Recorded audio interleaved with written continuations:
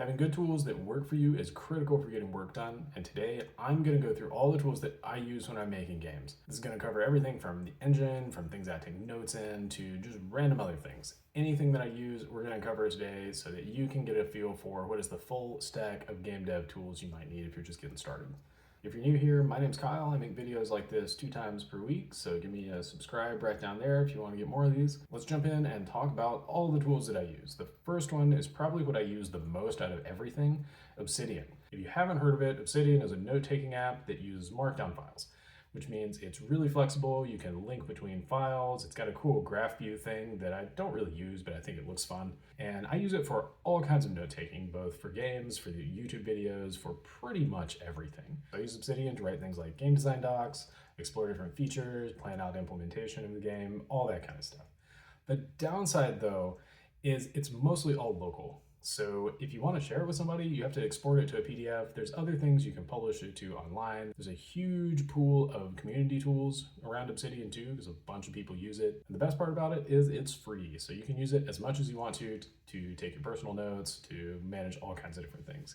There are some paid services that go with that. I pay for their sync service because it's like $8 a month and it keeps everything in sync. It's just really handy so I don't have to do it myself. So next up on tools, you couldn't make games without a game engine, and my engine of choice is Unreal Engine. So I use Unreal 5 when I'm making games. I switched over to Unreal about a year ago because I just felt like it did a lot more for me out of the box. I had to write less code to do the same things for the most part. And my God, it is also pretty out of the box. You don't have to do anything, it looks great. That's not really my experience with Unity, where I've found that to make Unity look good, you have to do a whole lot of stuff to it, where you can just get pretty stuff out of Unreal even if it's a default cube. I really like the workflow for it. I think blueprints are really useful, even though I write C++ code as well. I use blueprints a lot because they just save time. And that was another advantage for me of Unreal and why I chose to use it as the primary engine that I'm working in.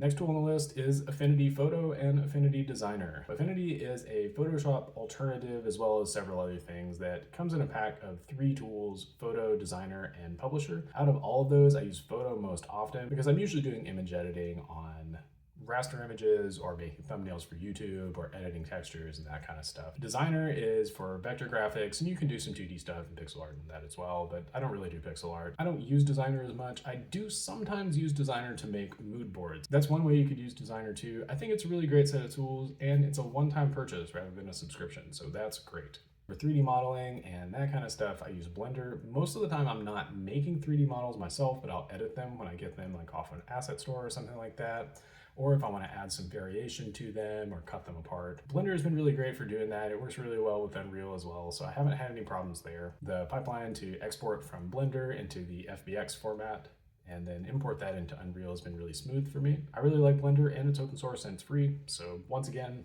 that's a win for me. I have tried Maya a little bit in the past and I don't really like it, especially for the price, so Blender is my go-to tool. For any kind of docs that I need to share with other people, maybe I'm making a brief for a contract job, or I just want to share a doc with somebody, I use Google Drive. I'll make mood boards in Drive sometimes too as a slide presentation.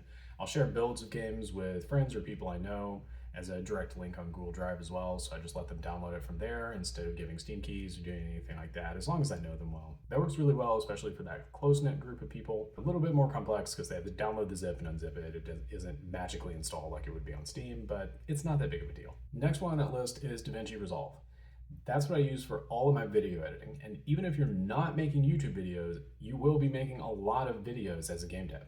You'll be making your game trailer, or at least recording scenes for it. You'll be making demo videos to show to other people. Basically, anytime you want to show something in your game moving, you have to make a video. Resolve is really good for that. It's also free, you don't have to pay for it. There is a paid version and you get some extra stuff with that, but I use the free one. There is a little bit of a learning curve to it over simplified tools like Clipchamp, but it goes a lot further and it's really not that hard to pick up. So if you're just getting started and you're looking for a video editing tool, go ahead and go Resolve in my opinion. It's going to be a little bit harder at first, but really not much. There's a lot of great videos that can help you learn that as well. And you're going to be much better off in the long run if you just go ahead and use Resolve. For project management and task tracking, I use an app called Linear. It's kind of like Jira, except it doesn't suck. I really like the workflow of Linear. It's really smooth to use, and everything is a keyboard shortcut, which is awesome. So that means you can do things really fast after you get it set up and after you get used to those keyboard shortcuts. So I do all of my project planning in here. So I'll set up projects in Linear. I'll set milestones for those projects.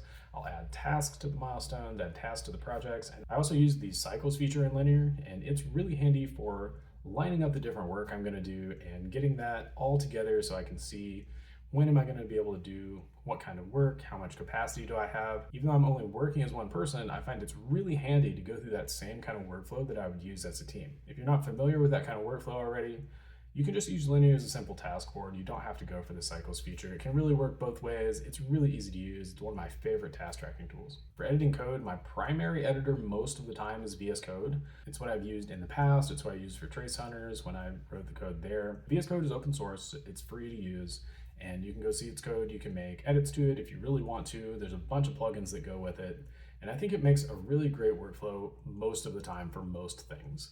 But I have found that VS Code is not the best for C++ Unreal development. I've been experimenting with Rider to see how that's going to work. Rider is a IDE from JetBrains. It's a little bit heavier than VS Code, but so far I'm liking it. I've also tried Cursor, which Cursor is a fork of the VS Code codebase with a bunch of AI features built in. I found it's been really neat for making web apps, but not so great for making games so far. So I think Rider is probably going to be the one that I stick with going forward. And last up, something that no project should be without, especially if it's code, and that is source control. So I use Git and Git LFS along with Azure DevOps for repo hosting. I've used Git since it existed. I use purely the command line because that's what I learned. It's all that existed back then. And I know it just as if I'm kind of thinking. It can be a little tough for some people to get used to that, especially if you're not from a technical background, but there are a bunch of IDEs you can use with Git that makes it a little bit easier to use. All in all though, I think it's a great option for source control. I think it works really well. It's very lightweight, and once you learn the basic structure of Git, which maybe I'll do another video about using Git for game dev someday, it's pretty easy to get moving with. So Git LFS is a plugin to Git that you use to store the files and keep them associated with commits. That means you have to store those somewhere, and that's why I chose Azure, because it has free storage over GitHub, which I think has a 5 gigabyte limit, which is quite small for games. I'll make sure to include links to all these things down in the description so that you can check them out too if you want to try them out. Hopefully hearing about all the different tools that I use for game development has been useful for you. Make sure you hit that subscribe button if you want to get more of these. See you next time.